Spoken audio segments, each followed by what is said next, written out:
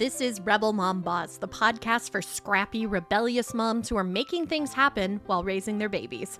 My name is Robyn Flynn, a scrappy, rebellious mom myself, and the founder and managing director of Robyn Flynn Media.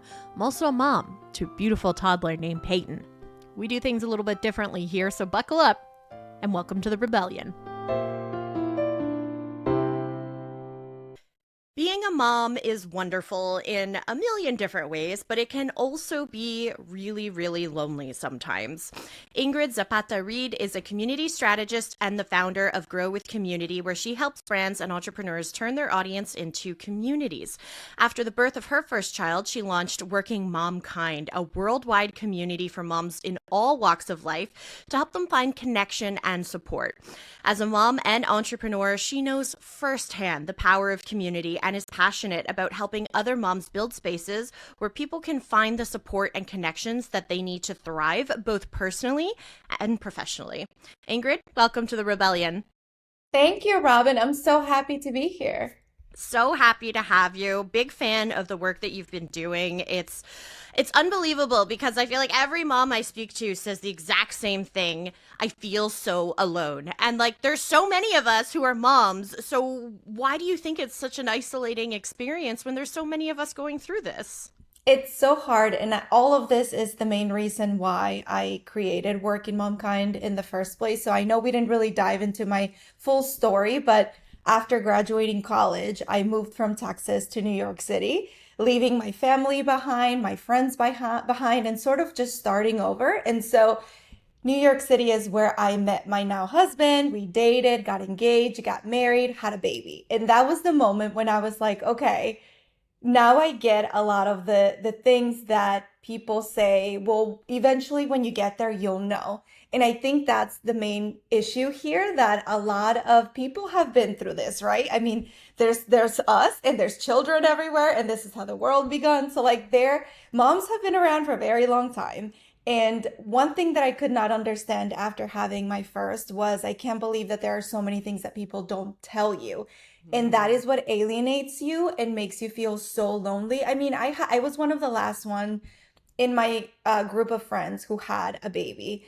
And so for me, it was like, I can't believe that you never told me this. And even going to the doctor's office and having your mothers or your aunts or friends, cousins, whoever that person was, nobody even talked about it. And I think it had a lot to do with just different generations and how now, thanks to social media and awareness and being able to connect with people from all around the world, we were given the opportunity to share more. And so I took that experience of, this is how I'm feeling. And I know I am 99.9% sure that it's not just me. That's all it took for me to be like, let me put it out there and see if it's true, if it's not just me. And I was right, because like you said, everybody feels this and we are not alone, even though it might feel like it. It's not true. It's just the way that society sometimes has, led us to believe or to feel, right?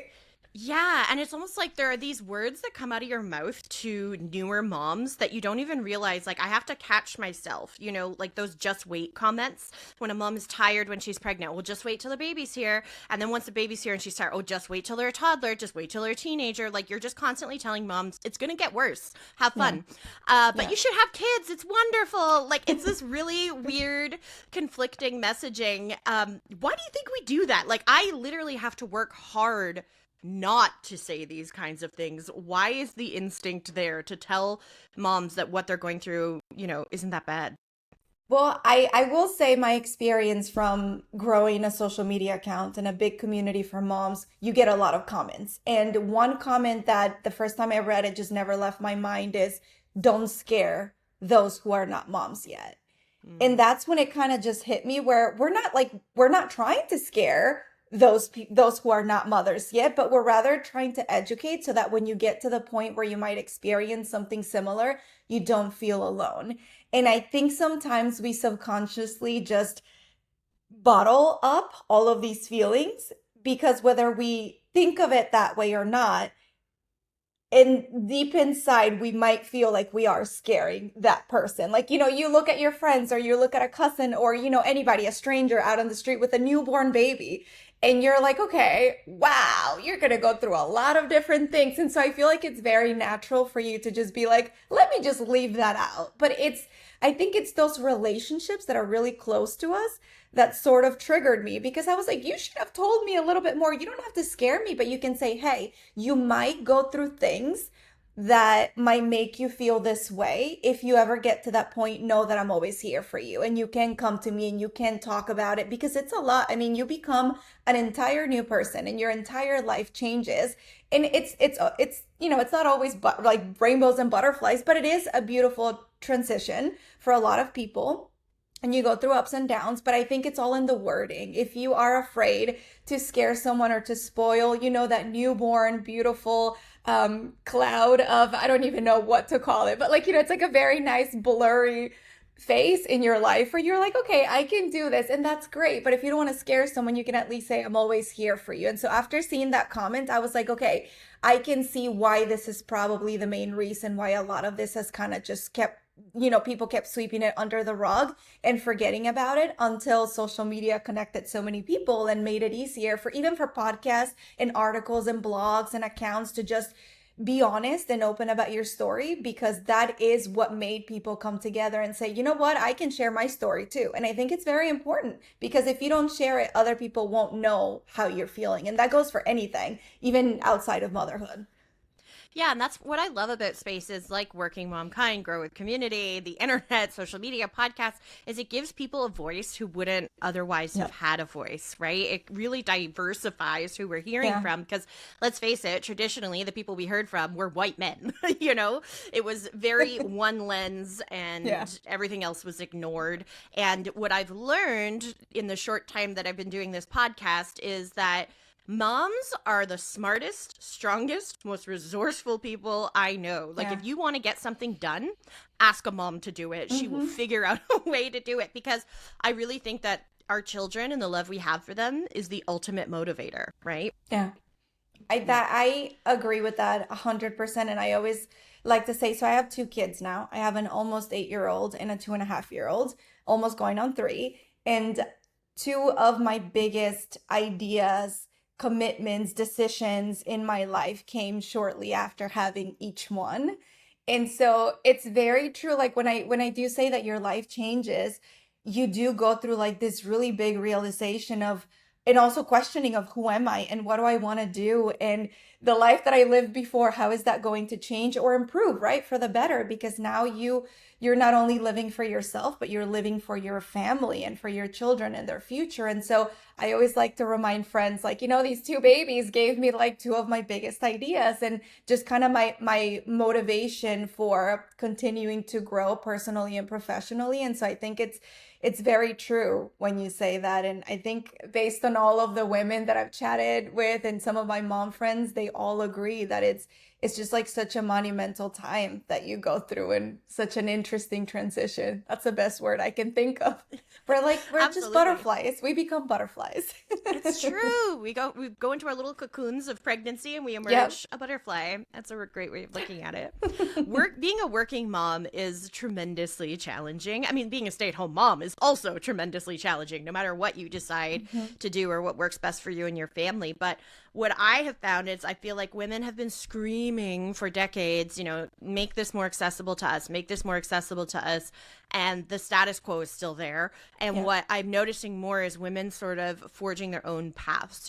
I quit my job of over 10 years after my maternity leave because it no longer fit the life that I had and started my own business. And, you started Working Momkind and Grow with Community. I'm curious, is this a trend that you're seeing that women are saying, you know what, I'm going to buck the trend and I'm going to do things my own way?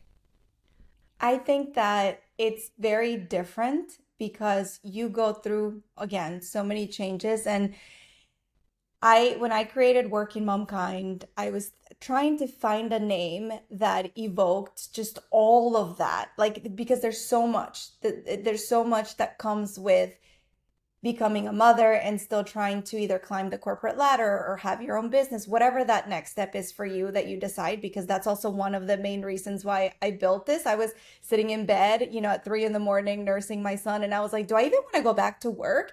And also, I can't believe I even questioned going back to work. So it's like all those questions that you didn't even think would come up. And so I feel like when I was thinking of the name, I wanted it to be something very inclusive. Like we all work from the moment that we decide we want to become parents. That is work. And then you, whatever path leads you to becoming a parent, right? Like whether it's through adoption or surrogacy or actually carrying your own child, that alone is work. And then actually raising the kid is work. So like when I first thought about like working mom kind, I was like, I want to encompass all of it and it's all work. Being a parent forever, for the rest of your life, you're going to be working. And so it naturally evolved into my own transition, which is what you just mentioned, where like I came from corporate America and then I moved over during the pandemic to the startup world. And then from the startup world, I was like, well, maybe I can do this on my own and like start my own business, have more flexibility, have my own hours. And so it all became very, very authentic in the sense of like, being a parent is work, but it also has a lot to do with what you do to take care of your family, whether that's at home or outside of the home, whatever that is, whatever works for you. I just keep saying that it's a lot of work because it is, because, we can't just have everything that we want in this world for free. And so it became like a really nice community of women, moms, and supporters that were around at the time, and even like now a lot of it has evolved, but like that we're here to say, you know what, you're right, moms do need more support, moms do need more resources, moms do need more flexibility. And I always go back and say that it's very different depending on your role and what you do for work, but even just knowing that the support is there and that we're being heard makes all the difference. And sometimes that can be a blog, sometimes that can be a podcast, sometimes that can be listening to a conversation like this. Support comes in many different ways for everyone. And so I feel like it's very important to always go back and think about what works for you. And instead of just looking at what's working for everybody else, which is great because at the end of the day, we all do need similar support, but what works for you? And so I hope that answers the question, because it's like it kind of covers a lot a lot of it, but it kind of weaves together. For sure. And like there are so many challenges with going back to work beyond just, going to work and being separated from your child all day. That's difficult enough. Part of the reason I chose to quit my job is I didn't feel ready. And like I'm so blessed I live in Canada. We get a year of maternity leave. And I still didn't feel ready after a year. So I can't even imagine. And I was reading on Threads earlier today, actually, this woman who had gone back to work. She was in the US after 8 weeks, which happens, is pretty standard in the US. And her boss was giving her a hard time about the fact that she had to pump like every 4 hours, basically. And they were like, oh, you should, just switch to formula. And like, I feel like sometimes people give you advice you didn't ask for, that unsolicited advice. And it's such a sensitive time. Like at 8 weeks postpartum, I feel like your hormones are still all over the place. Like your breast milk supply probably hasn't even regulated yet at 8 weeks postpartum. So I don't know, I guess. How do you feel about that unsolicited advice? Because I think most of the time it is well-intentioned. People aren't trying to be hurtful. But I feel like sometimes, especially right after I had my daughter, oh my goodness, if somebody told me what to do, I was so angry and like sensitive about it. Like, leave me alone. Let me figure this out on my own. I'm curious what your experience has been like. I actually was the test object at my corporate job before I had my first. When I got pregnant, they were like, we have no idea what to do. You're the first person to ever get pregnant here and like have to go on maternity leave. And I was like, what? And so I went through like this crazy, I guess, process with that company where the woman from HR was like, we were like filling out paperwork. I'm never going to forget. And she was like, yeah, well, if you come back. And I was like, what do you mean? Like, what do you mean if I come back? Like in my head, like I was like, of course I'm coming back.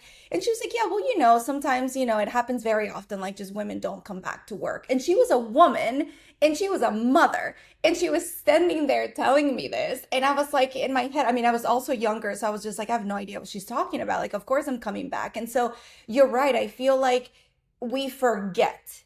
We forget what it's like to be there at the time because it's all a big blur. Like anybody that you talk to who's a mom who has older kids, even if that means like a 3-year-old, like even as old as a 3-year-old, you're like, oh, I don't know. Like friends ask me things and I'm like, you know what?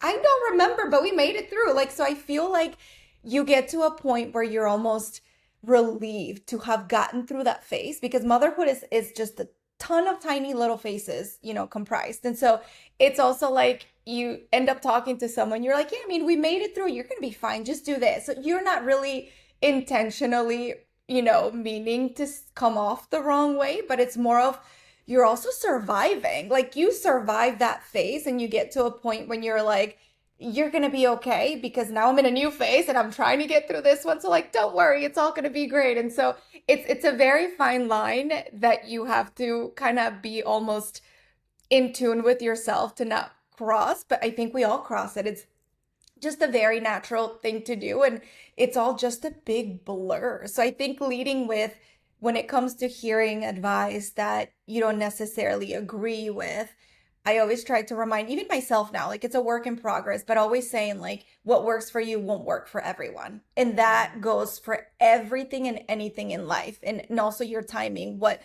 Someone else's timing is not going to line up with your timing. And so your advice might not always match what someone else's advice is. So like at the end of the day, take your own personal audit and your family's audit and say, does this align with our goals and as a family and our mission and vision? And think of it as like your own little HQ, right? Your own business. Your family is your own business. Like, how can you move that forward? And does that advice match with where you want to go? And if it doesn't, just throw it out the window. Take what you love and leave what you don't, because then it's going to be really hard because you're never going to allow yourself to truly mother in your own way, which I think is key when we become parents. Like you really have to do what works for you. It's really hard. It's really hard. There's nothing anyone can say that can sort of just wave a magic wand and make you feel better or like magically get you through that phase. It really is just getting through it. And you will. If you're listening to this and you're in one of those phases, you will absolutely get through it, but you need to get through it your own way, because when you try to adhere to other people's thoughts and ideas, it's going to be very hard because you're always going to be comparing yourself. It's such a, you know. It is. It makes sense too because, what worked for somebody might not work for you because they have different career demands. They have a different partner who has different capabilities. They live in a different area. They may live close to family or not live close to family. They may have access to childcare, or maybe they have a housekeeper. Like everybody has a different situation, right? Yeah. So I think that's why it really is no one size fits all. And like you could also have a difficult baby. Like my daughter was a great sleeper from the beginning. She's 3 now, still a great sleeper. But she started sleeping through the night when she was like 5-6 weeks old. And like people were like, oh, you have to wake her to feed her. And I was like, well, she's gaining weight. She seems fine. Like, I'm not going to wake her. Like, I was still getting up in the middle of the night to pump, but, she was sleeping through the night. But then people would be coming to me like, what are you doing to get her to sleep? As if I had this like secret code or something. And I was like, I'm doing everything that you're doing. It's just, she's a different person and you're a different person and you're not doing anything wrong. And I think that's probably part of it is moms, we just always think we're not doing the right thing. And that's probably because we love our kids so much and we want to do the right thing. Yeah. And I think it's also, so earlier on, we talked about the lack of information and support.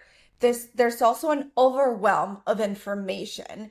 So like while social media has been great at connecting people and making us feel, more together in general in a very easy way, it also has thrown out lots of different content our way every day. The best diaper bag, the best wipes, the best diapers. You're not doing it the right way. You got to do it this way. They're not eating out of aluminum plates. They shouldn't be like heating up plastic. Like there's just so much thrown our way. Like we're barely trying to survive. And now it's like, wait, I got the wrong diapers and I need the latest diaper bag. And like, these aren't the pants I should be putting on. Like there is so much information that sometimes it's okay to just tune it out, because every baby will be different. Every person will be different. And as much as you want to use what other people are using to make it work for you, it won't always work. So it's nice to take it and say, yeah, what are you doing? And maybe like adjust so that it aligns with what you are doing and your family and your schedules and your demands. But I went through the same thing. My first one was actually a horrible sleeper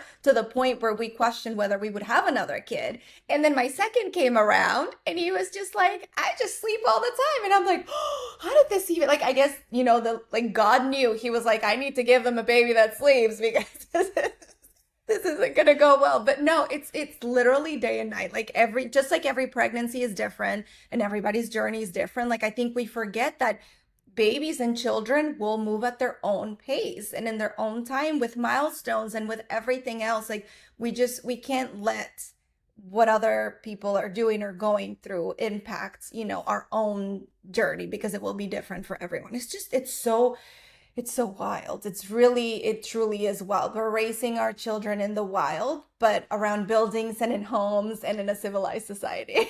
Yep, that's a great way to put it. So the community that you've built online is Yeah. massive.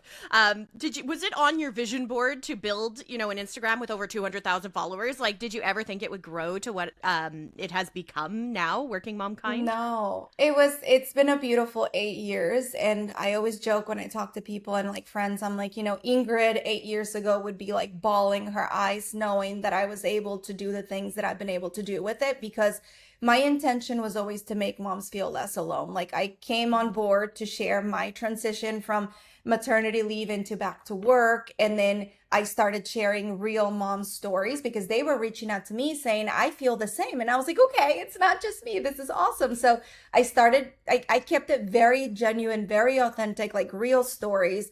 And then it just grew on its own because people were like, this is what I've been needing. Like, I needed to hear that a normal, regular person like me also had the same feelings and that I wasn't the only one up at 3 in the morning or the only one battling with a baby that wasn't sleeping. Like, whatever you were going through, it was very easy to just see the content and say, I can relate 100%. And I think that's what led it to grow so fast and so much. Like there was a point, like it's changed a lot with like the algorithm and like every now and then a bunch of followers drop. I don't mind because it's helped me evolve what started as a social media account into so many other different things. Like we have the newsletter and we have the podcast and like events. Like there's so much that came out of it. And even if it meant just connecting moms, like I still get so many of them that reach out to me and they're like, thank you. Like just thank you. You were there when like things were really hard. And like now our kids, like they joined when like our babies were the same. And now like our kids are going on 8 and we're like, oh my God, do you remember? Like that was a crazy time. And then, some of us started all over again and all over again. And so like it's still a lot of it, like a lot of them say, even going back now, 8 years later, it still has the same effect. And so I would have never guessed that it would have grown as much as it did.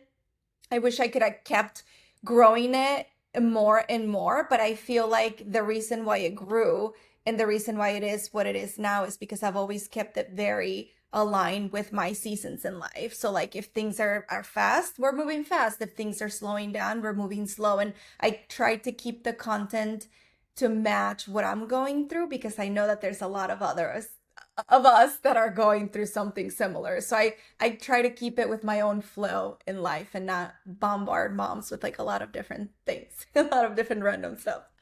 Absolutely. I do also want to chat a little bit about Grow with Community before we wrap up because that's sort Yeah.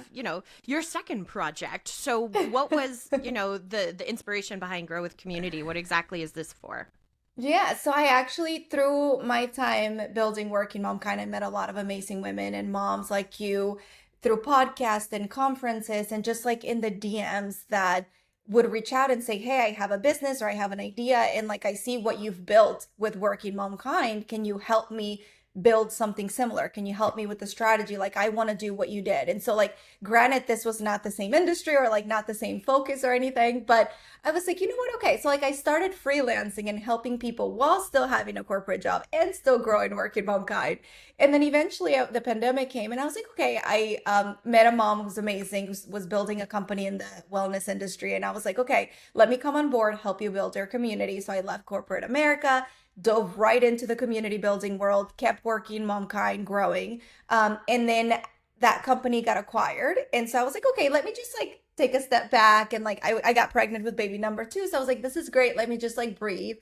And people started reaching out like, hey, it sounds like you're not doing a lot. And I was like, well, debatable. Like, I'm kind of doing a lot. So I started again, officially, unofficially freelancing. And so it eventually turned, I had my baby, went through maternity leave, and then 2 years, it's going to be 2 years this year. I was like, you know what? I'm already doing it, so might as well make it official, like a new business with a real name and like everything behind it. And so I launched Grow with Community, and I've been helping creators and entrepreneurs build communities out of the audiences that they're growing on social media, because we don't own social media. And so if one day the algorithm is down, or like potentially TikTok could have gone away, what do you do and how do you get in touch with your people? And so figuring out a strategy that can bring those people out of social media into a place where you can grow and nurture and get in touch with them whenever you want, because nobody sees your content anymore. The people that do, it's like happens by chance when you open up the app and you're like, and you're scrolling, you're like, I haven't seen this account in a while. And so like, it's just not the same way that it used to be. And I'm really passionate about bringing people together. I've seen it. I know that it makes a huge difference, like even just in whatever you're dealing with in life. And so having a group of people that you can rely on and that can support you is amazing. And so that's what I want to do for many different people in many different industries, because it can have a lot of different good impacts all around. It's a win-win, not only for the actual business, brand, organization, or the customers and clients, like whether you have a service or a product, like who doesn't want to connect literally with people and grow together? Like we were literally designed to be together and in community. And so that's like my goal, is just to bring people together in a way that works for you and your business. And I've enjoyed it a lot. I'm very excited with what I'm doing. Yeah, it's great because in 2025, that community is just so lacking. And Yeah. everybody likes to blame social media and remote work for this kind of thing, but this was a problem long before that, to be honest. Yeah. Living close to family and having people pop over for coffee. Like my dad lives around the corner, so I see him Yeah. almost every day, not for I more love than that. 5-10 minutes. He pops over Yeah. to drop off some brownies he made, or stop by on my way home so my daughter can say hi. Like when you Yeah. live literally in community, Hmm. it's so much easier, and we can Yeah. create that online. Like there's no reason Yeah. we can't do it. And it can Ingrid be Zapata. anything, like even your neighbors, like the lady that you see every morning walking the dog. Like it's just, we need it. And you have no idea how much that person might need it too. So, build your own communities and whatever makes you happy. It's my last thing. I'll let you wrap up. I love it. Ingrid Zapata Read can be found on Instagram at Ingrid's World. Also, check out Working Momkind and Grow with Community. Visit her website, workingmomkind.com. You have an awesome planner available on Amazon as well, right? I'm going to stick the link in the Yes. show notes, but that's really, really cool. Perfect. What is the planner specifically for? So the planner is for creators and community builders to track their community's growth and goals. It's really cool. I'm sending you one. So you got to send Oh, me your address. yes, I You're going can't to love wait. it. Amazing. Okay, Ingrid, thank you so much for your time. This has been so much fun. I really appreciate it. Yes, thank you so much, Robyn. I appreciate the work that you're doing, and I can't wait to keep collaborating.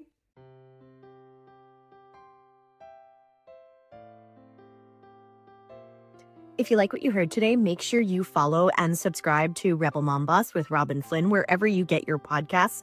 Oh, and make sure to leave a review because that's how other moms will find the podcast too. Until next week.